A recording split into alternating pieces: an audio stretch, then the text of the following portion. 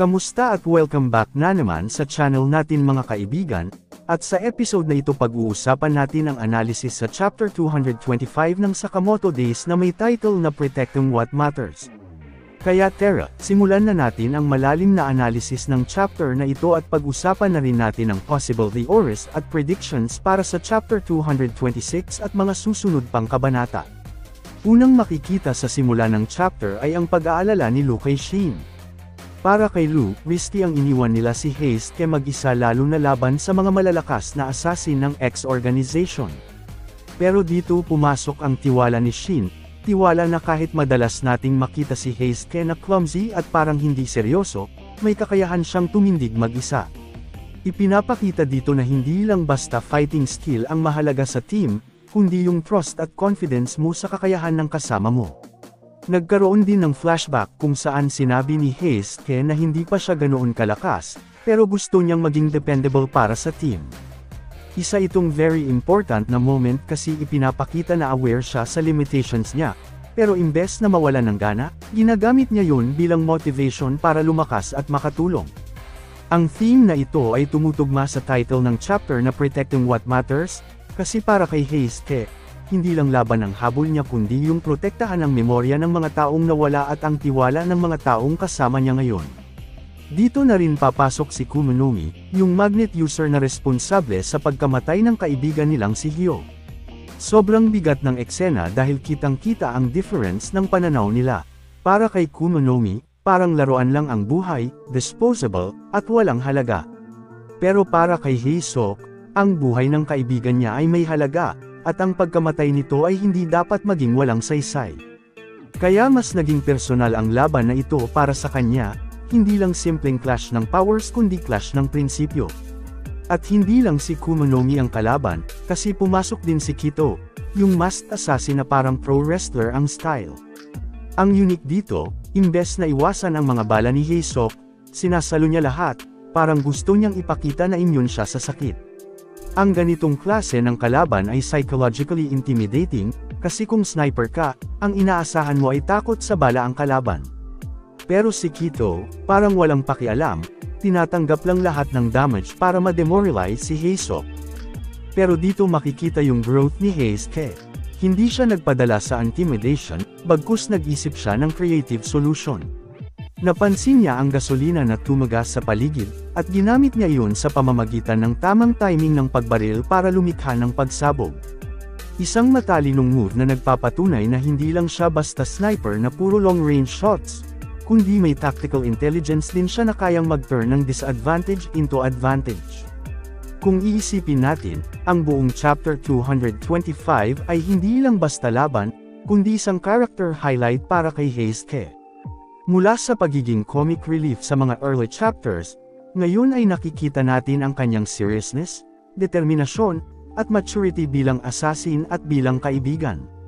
At sa lahat ng ito, consistent pa rin siya sa core niya bilang tao na pinapahalagahan ang buhay ng iba. Ngayon naman, punta tayo sa theories at predictions para sa Chapter 226. Malamang na magsisimula pa rin ito sa continuation ng laban ni Heisuke laban kina Kumonomi at Kito. Pero kung titingnan natin sa realidad, mahirap para kay Heisuke na mag-isa laban sa dalawang kalaban na parehong elite. Oo, pinakita niya na may talino at tapang siya, pero dalawa laban sa isa ay matinding disadvantage pa rin. Kaya mataas ang posibilidad na may backup na darating. At ang pinaka-possible na candidate dito ay si Kamihei. Kung papasok si Kamihei, makakakita tayo ng isa sa pinaka-cool na tandem sa series, dalawang sniper laban sa dalawang elite assassin. Isang laban na puno ng tactics, precision at strategy.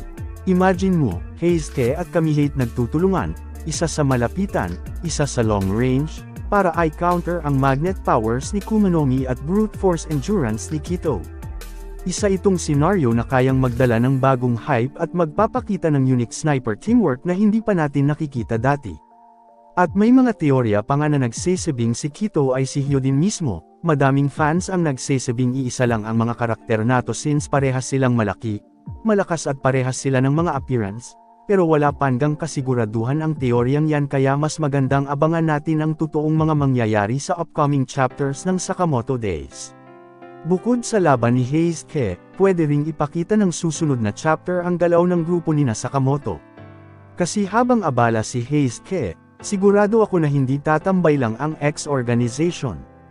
May iba pa silang plano at moves na magpapalala ng sitwasyon. Posible rin na ipakita sa susunod na chapters kung ano ang susunod na hakbang ni Slurk, at baka masimulan na ang major arc build-up papunta sa full confrontation ng dalawang panig. At para naman sa mas malalim na prediction sa mga susunod pang chapters, makikita natin na unti-unti nang binibigyan ng spotlight ang bawat miyembro ng team. Dati si Shin at Lu, ngayon si Heisuk. Posibleng sa future ay mabigyan din ng sariling highlight si Nagumo at iba pa. At kung titingnan natin ang Kaesang, malapit na tayong pumasok sa isa sa pinakamalalaking arc ng Sakamoto Days kung saan magkakaroon ng full-scale war laban sa X organization. Posible ring magkaroon ng mga shocking moments tulad ng betrayal o big reveal sa motivations ng ibang characters. Kasi kung titignan natin ang X organization, hindi lahat sa kanila ay purely evil.